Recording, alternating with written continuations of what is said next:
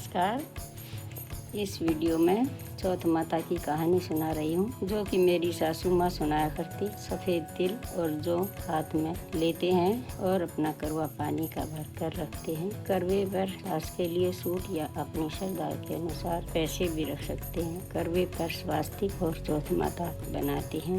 एक जोत जलाकर एक गिलास पानी का रखते हैं। कथा सुनते वक्त कुछ तिल गिलास में पानी में डालते हैं। बाकी के तिल जो रात को जब चंद्रमा को अर्घ देते हैं तब ले लेते हैं और कहानी सुनने के बाद सासू माँ के चरण स्पर्श कर और आशीर्वाद लेते हैं।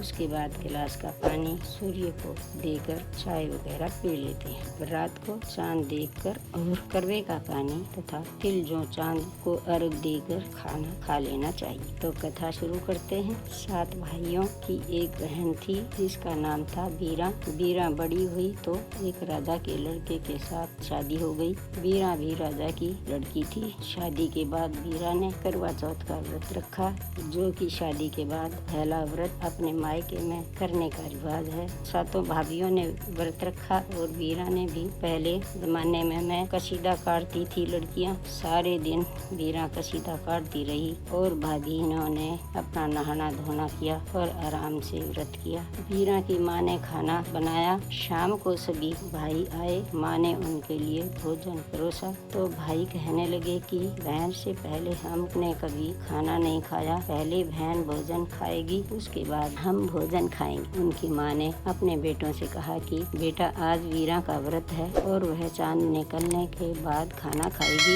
भाई नहीं माने। भाइयों ने कहा हम अभी चांद निकाल देंगे तो बहन खाना खा लेगी। फिर बीरा के भाइयों ने घर से दूर जाकर ऊपर आग जलाई और 2 भाइयों ने आग के सामने कपड़ा लगाकर और फिर एक छलनी आगे सामने करके बहन को कहा कि बहन, हमने चांद को देखा है और तू भी चांद देख ले। पहले जमाने में बहन भाई भोले वाले होते थे। बीरा ने भाभीियों से कहा कि तुम भी चंद्रमा देखकर अर्घ दे दो। तो भाभी ने कहा कि हमारा चंद्रमा अभी नहीं निकला है। भोली भाली बीरा खाना खाने के लिए बैठ गई। पहला निवाला लेने लगी, उसमें बाल आ गया। दूसरा निवाला लिया, उसमें मक्खी आ गई। तीसरा निवाला लेने लगी तो बीरा के ससुराल से संदेशा आ गया कि राजा का लड़का जो बीरा का पति है वो बहुत बीमार है और इसलिए बीरा को बुलाया है। तो बीरा ने अपनी माँ से पूछा कि माँ, मैं कौन से कपड़े पहनूं? तो माँ ने कहा कि बेटी, संदूक में जो तेरे कपड़े रखे हैं उनमें से जो ऊपर रखा है वो भी पहन ले। बीरा ने देखा तो संदूक में सबसे ऊपर सफेद कपड़े रखे थे।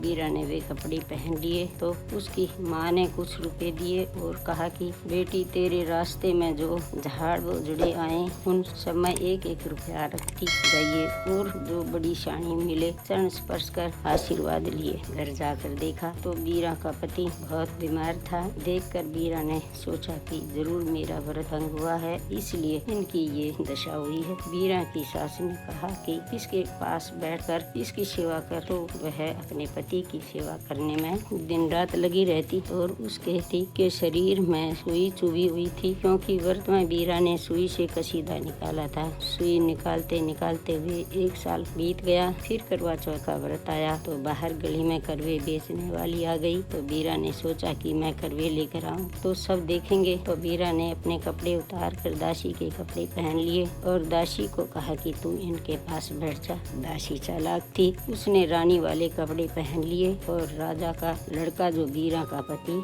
उसके पास बैठ गई और एक सुई जो आखिरी रह गई थी वो दासी ने निकाल दी। तो राजा का लड़का हरे हरे करता हुआ उठा तो उसने रानी को देखा, जो कि वास्तव में तो वो दासी थी, क्योंकि उसने पहले पत्नी को नहीं देखा था। अब बीरा करवे लेकर आई, देखा तो दासी रानी बनी हुई थी और रानी दासी। एक दिन की बात, राजा और दासी जो रानी बनी हुई थी मेले में जाने लगे। तो राजा ने पूछा कि तुम्हारे लिए मेले में से क्या लाए? तो दासी जो रानी बनी हुई थी उसने कहा कि ये तो बांदी है, बांदी के लिए क्या लाना है? तो राजा नहीं माने। राजा ने पूछा तो उसने एक गुड़िया और एक गुड्डा लाने को कहा।